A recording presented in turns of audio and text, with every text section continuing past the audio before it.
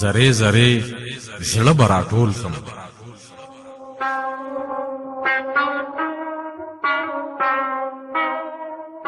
زره زره زړه مې راټول کو، زره زره زړه مې راټول کو.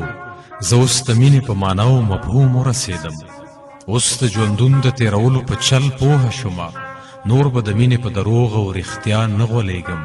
ما خپل ځان ولید ګرانه، ما ستا محبت وکتو. ما خپل ځان ولید ګرانه، ما ستا محبت وکتو. ستا که دا خیال وي چې بستانه بغیر ونه پایم، تا ته د یاد وي زما د کتاب هره پاڼه د غم لړلو وسویلو تورو تیرو ډکه ده. دا څنګه کیدی شي چې رڼا به پکې ځای پیدا کړي؟ دا څنګه کیدی شي چې رڼا به پکې ځای پیدا کړي؟ د مینې ټکی به د دغه کتاب باب جوړ شي. هلته اوس صرف د نفرت خبرې خلک ګوري. هلته اوس صرف د نفرت خبرې خلک ګوري، ځکه چې هر سړی له خپل اشنا په غم سوی دی. چا هم د مینې د خوږو خوند تر زړه کړی نه دی. اوس به ټول خلک هر مین دا کتاب ځان له اخلي. ګوري به وایي به اتل زمونږ کیسه کړې ده. د دې نه پس به څوک د مینې په نوم شعر نه لیکي.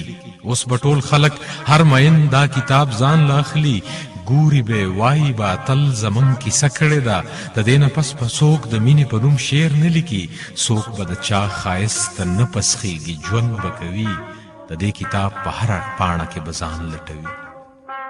د دې کتاب په هره پاڼه کې به ځان لټوي. د خپلې سوې ځوانۍ ویر به کوي. دا به وایي نفرت هم ژوند دی، د انسان او حقیقت سره سړی اشنا کړي، د ژوند ټولې لارې وپېژني.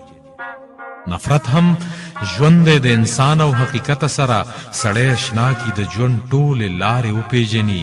د انساني تړون دروغ او رښتیا دغه دي چې سړی په ورکه لاره بوزي، بې منزله یې کړي. ستړی ستومانه شي، نه بیرته نه په وړاندې تلی شي. دې نه ښه دا ده چې د ژوند د کتاب ټولې پاڼې هر ټکی خپل نوم ته منسوب کړي، پکې ځان وګوري. لږ د دې دور د خودغرضه ژوند جانان وګوري. اوس که د دې نه پس مین د ژوند داستان لیکي نو اوس که د دې نه پس مین د ژوند داستان لیکي نو د کتاب تړون د دې ټپې په نوم پکار دی، ځکه چې ما د خپل کتاب تړون په دې کړی دی. زره زره زړه به راټول کم، بیا به په نوم د یارانې سړی رټمه.